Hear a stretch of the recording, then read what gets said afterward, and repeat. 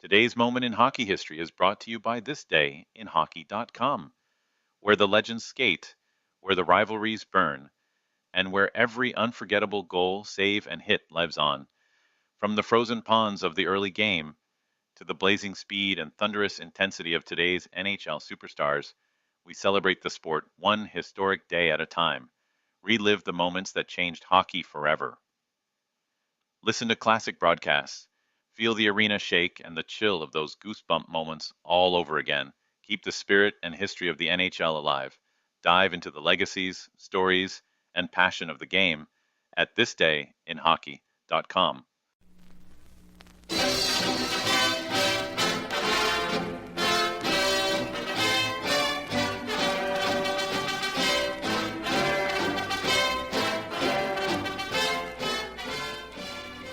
This is Jimmy Powers, ready to bring you another story from the tumult and the shouting.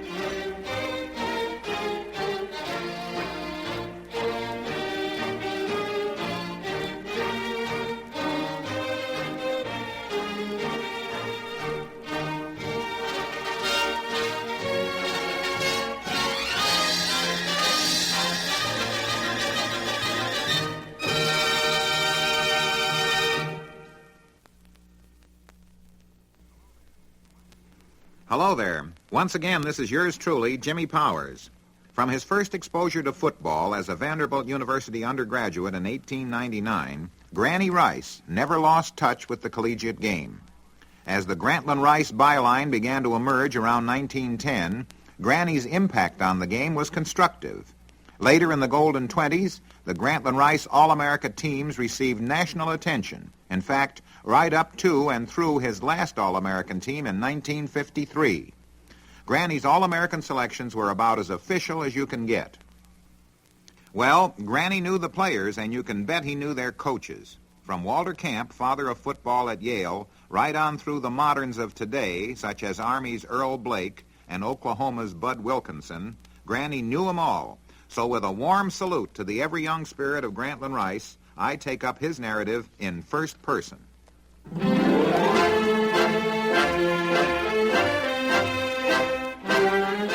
Percy Houghton, Harvard's famous coach from 1908 to 1916, was one of the best in football's long history.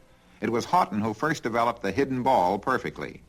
He worked his team to the limit in this deception, where everyone had to be an actor. He developed the mousetrap fully. I asked him before one Yale game if he could stop Yale's big line. "I'm not going to try," he said. "I'll let them break through and then cut them down from the side."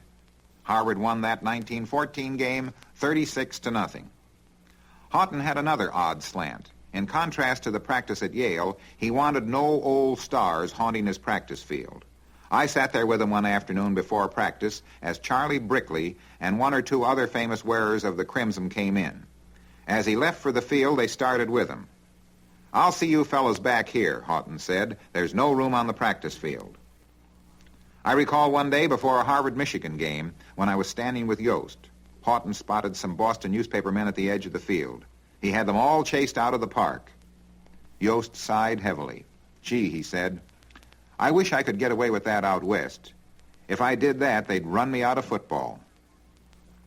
As far as Houghton was concerned, one of his most pleasant victories happened the day he persuaded President Lowell that part of the over-interest in the game was due to the presence of football writers at the daily practice. So he persuaded Harvard's president to have them barred. At times, Houghton was a hard man to work for. One Saturday, Sam Felton, The famous end and star left-footed kicker booted the ball 60 yards. Houghton jerked him out of the game. "I told you to kick 40 yards, Houghton said. "The ends can cover at that distance.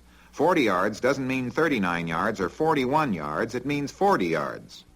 When next Saturday's game arrived, he sent Felton out of the stadium to warm up. "You might want to show this crowd you can kick 60 yards again," he said to Sam.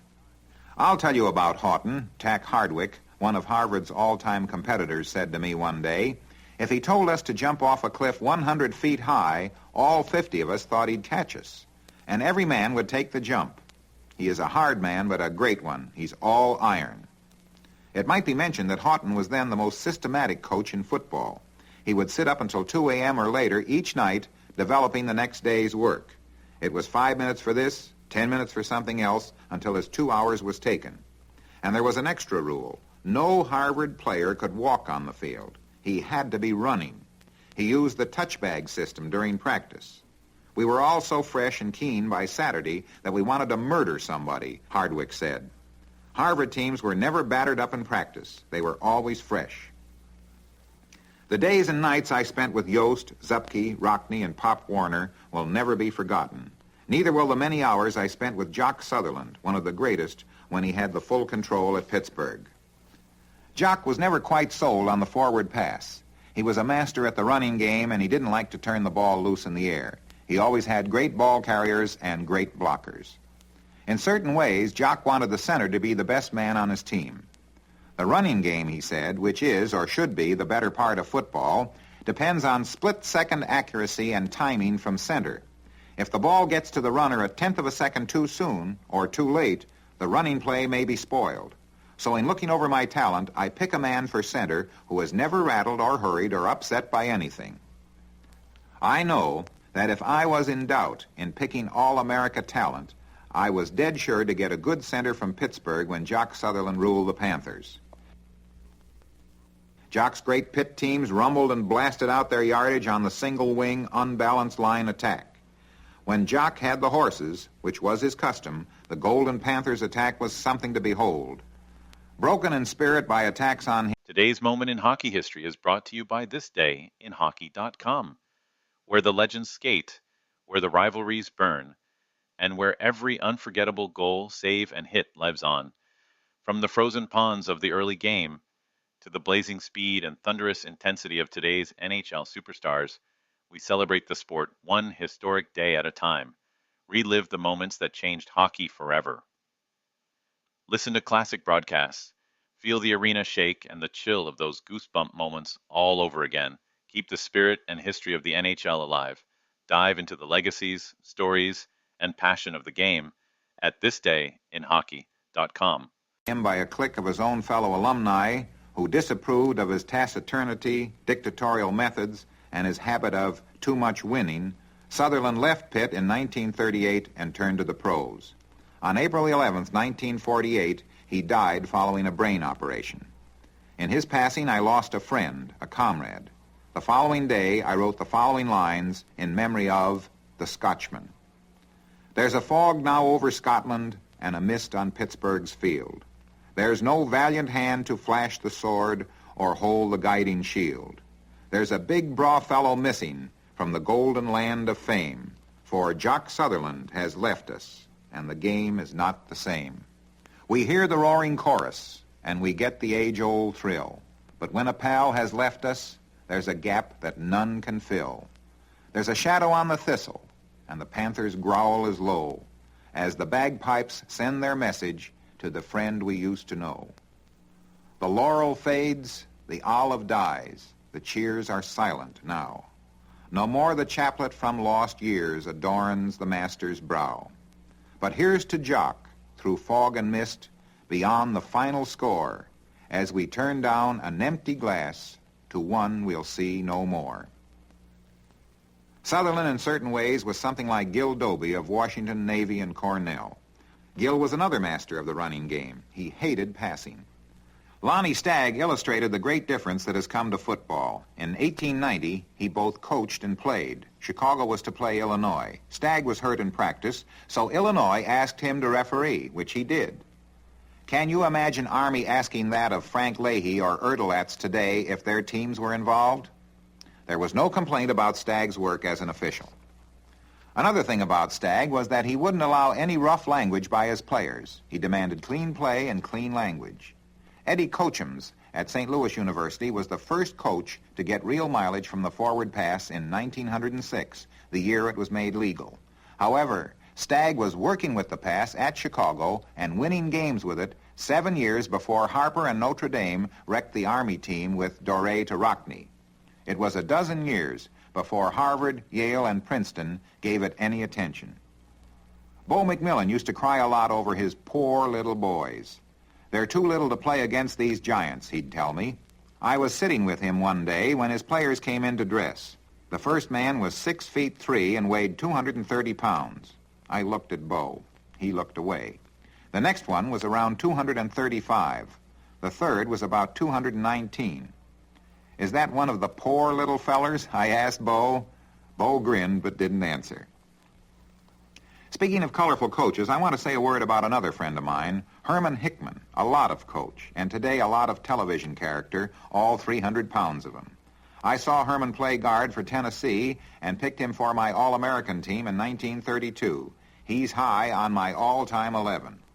For years after Earl Blake returned to Army from Dartmouth in 1941, I would usually return from the Pennsylvania Army game at Philadelphia with Blake and the Army team. Once Pete Dolan of the old New York Sun and I found ourselves alone with Hickman, then Army's line coach, in the private diner before the call for dinner. Then I asked Hickman about the Navy game 2 weeks hence. Army had lost Kenna and some ranking players, and the Navy game figured to be close. In the midst of the discussion, Hickman suddenly laughed, his 300 pounds almost shaking the car off the tracks, and said, "Granny, the best way I can put it is this," and he immediately broke into a string of verse delivered with meticulous inflection in a trained, vibrant voice. On and on he went, building up to the climax. "Though much is taken, much abides, and though we are not that strength which in the old days moved heaven and earth, that which we are, one equal temper of heroic hearts, made weak by time and fate, but strong in will, to strive, to seek, to find, and not to yield." Estimate the number of persons in the world who, without a moment of warning or preparation, could deliver letter perfect the last 16 lines of Tennyson's Ulysses. I told that story in my column in newspapers throughout the land. A world of sports that had known Herman Hickman only as a collegiate and professional football player and coach, but has since come to know the poet laureate of the Great Smokies for the Phi Beta Kappa and elocutionists he is. Herman Hickman had had his screen and television test before that audience of 2 on the Army diner. Well, that's it for today. Now this is Jimmy Powers, transcribed, wishing you all the best of the bestest.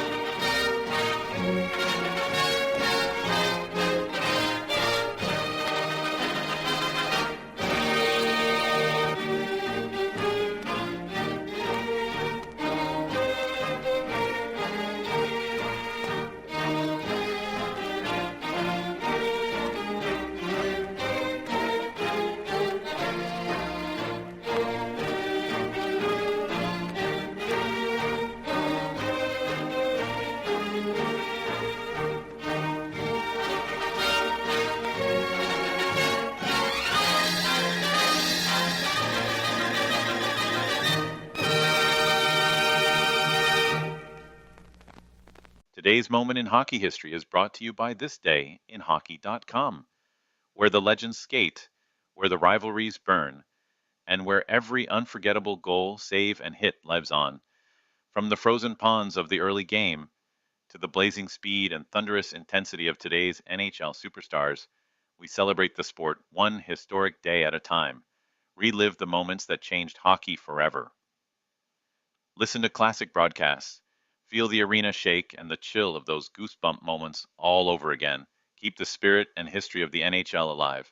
Dive into the legacies, stories, and passion of the game at thisdayinhockey.com.